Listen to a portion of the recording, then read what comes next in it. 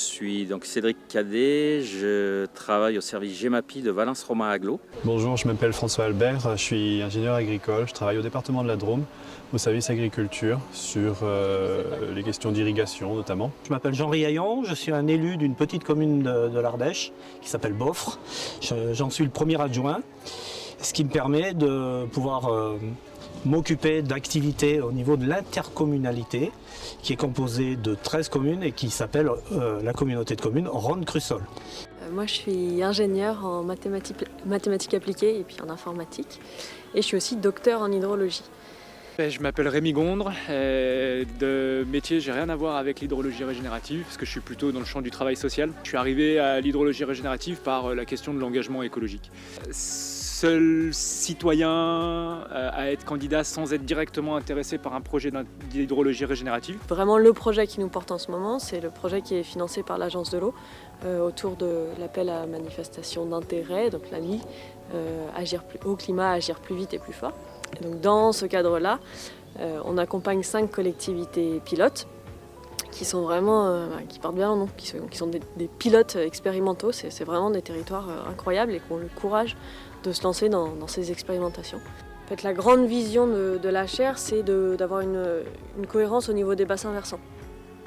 Et ça, même si on fait vraiment de notre mieux pour que ce soit fait, on a du mal encore à avoir des aménagements qui sont développés par la société autour d'un bassin versant.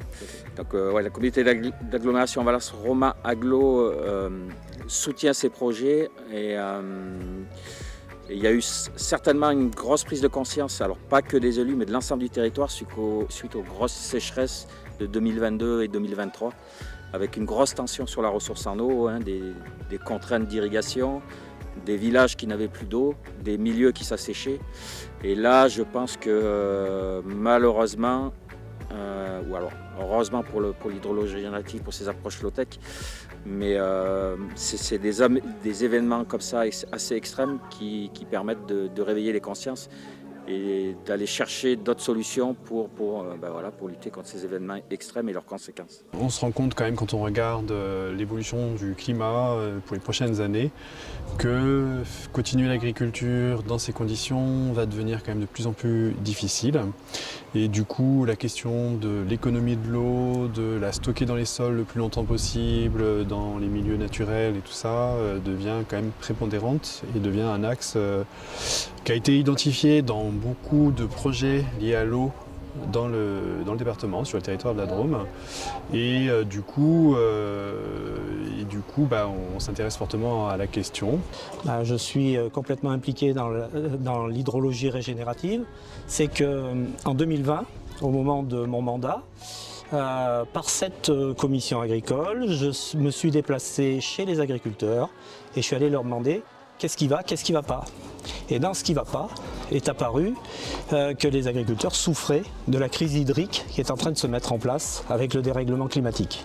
Nous sommes ici là pour témoigner de notre engagement dans l'AMI porté par l'Agence de l'eau et sur lesquels notre territoire et un territoire voisin travaillent ensemble puisqu'on a 17 projets qui se développent sur l'Ardèche.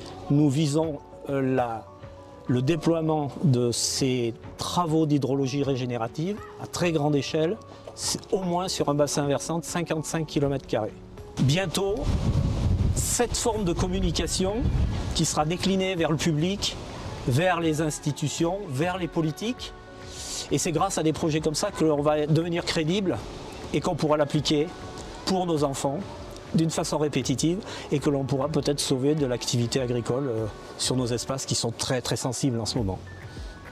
Il y a des gens comme ça, comme ce vice-président de l'agriculture qui secoue les lignes et c'est bien d'avoir des gens comme ça. On a aussi une